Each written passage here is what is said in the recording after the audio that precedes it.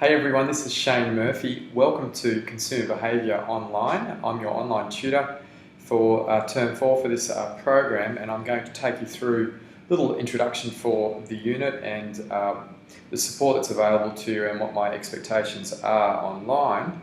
And I'll start with a bit of my background. I'm excited to be here in this space, in this new mode, I guess, of teaching. My background certainly over the last 10 years has been heavily specialised in digital marketing, but I have actually been teaching consumer behaviour for over 10 years now, and I did originally start face-to-face consumer behaviour teaching in Sydney, and I now teach up in Brisbane consumer behaviour. So my background, I have worked in the IT industry in the area of recruitment. I managed a business down in Sydney for a number of years there. For the better part of the last 15 years, I've been a marketing consultant, so I am an industry practitioner, so we'll talk about that in a moment. Have had a heavy experience in the entertainment industry, worked for a record label called Tomahawk Records, worked for artist management companies, and I also worked and developed an independent music and events program called Music Oz.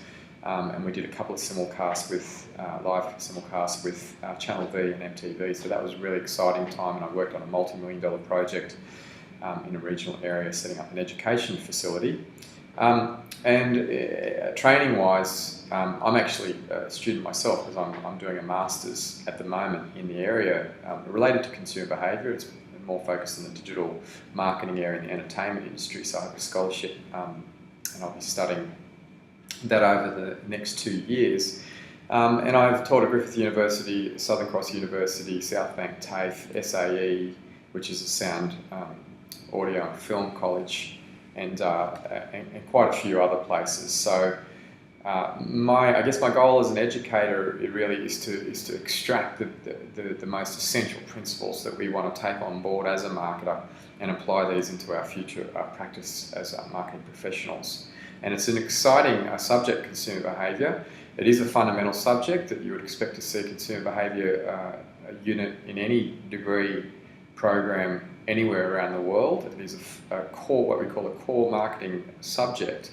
It's fascinating because it is cross-disciplinary. We do cover aspects from psychology, social psychology, sociology, anthropology, which is the study of culture, as well as sort of the economics and marketing background. So this cross-disciplinary approach enables us to learn a little bit more about ourselves as consumers, learn more about ourselves personally, particularly when we go through some of the theories of what motivates people.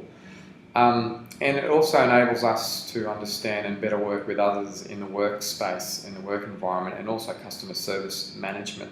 So there's some of the great benefits of consumer behaviour.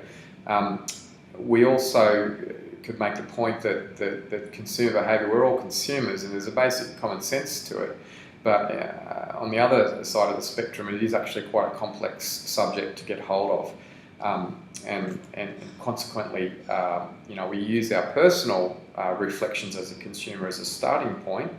We look at some of the theories, but it's really, really important in this subject in particular to leave your shoes at the door. And what we mean by that is to realise that the world that you see around you is from your own individual perspective, and it's not necessarily the same for other consumers. And part of being a good consumer behaviour practitioner is the ability to listen and observe what drives people in the marketplace. So there is support, there is a core text, buyer behaviour text, really good text to have a hold of next to you as you're moving through this unit. And the readings are covered in the subject outline, which also outlines your assessment requirements as well.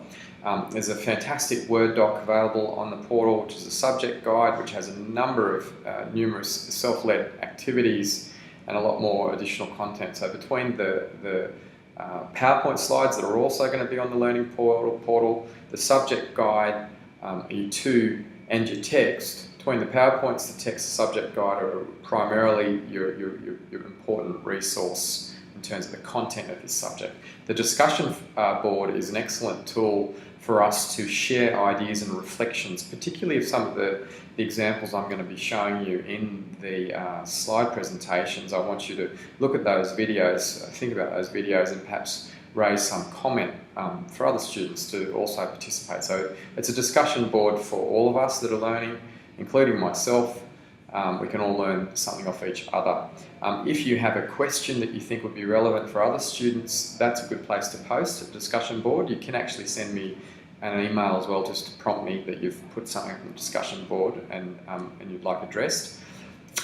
If you want a personal interaction, that's something related to a personal situation that you don't want to share, feel free to email me direct. There is also a coffee shop. In the online space. We want to encourage you guys to get to know each other, and that's a space where you can interact. Consequently, it's a coffee shop, so you can meet at the coffee shop with a coffee. Consultation times are 2 to 3 on Mondays for me. I additionally wanted to give an additional level of support for people via Skype. So there's a Skype contact there that I will be available online 2 to 3 each week, and that's to address any concerns that you have in real time or any questions you have in real time. I'm quite a fan of getting in touch with you. There's also an area on the portal for academic skills and referencing, so that's important to check in with that certainly before you hand in your written assessment. So checking into the learning portal at least twice a week, especially the discussion forum. I'd like us to be active. I like to see contributions there. And it connects us to get together.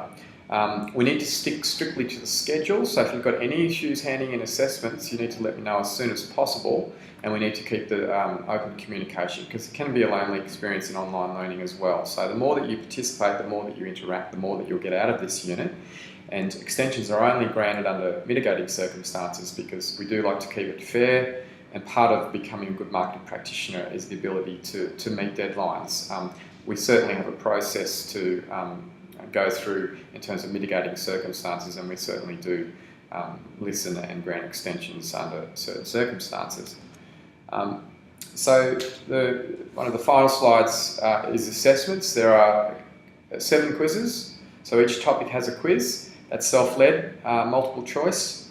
You get 3 attempts for those quizzes. We're going to be uploading some more details about the quizzes shortly. There's also 2 discussion forum, which is an accessible piece, and I'll let you know prior to putting the discussion question up, and your response will be somewhere around the 1-page mark per discussion forum. And this allows us to see how each of the other students are viewing this unit and how they're responding to those discussions, and it's very useful for our learning to see different perspectives other than our own. The written assessment piece is your major piece of work, and it's somewhere between 1,000 and 1,500 words. We do expect referencing, expect to do a little bit of research around the written assessment. Your core text would be certainly one reference that you could use. You can reference lecture notes, and you can also go on and do a little bit of research into the area that you're studying. And there's also an exam. So I don't want to keep too much of your time. I look forward to contacting you in the online space, and contacting you via email and being in contact via Skype. So choose the way that you want to interconnect, and I wish you all the best, because this is a very exciting subject, consumer behaviour, and I will draw attention to the Gruen episodes on ABC, the Gruen Transfer, and there was one called the Gruen Sweat at the Olympics. It's a fantastic look at the mechanics of consumer behaviour and how it affects marketing practice. So from time to time I'll be referencing some of those clips from those shows through the PowerPoint presentations. So literally all the best, good luck, and I'll see you in cyberspace.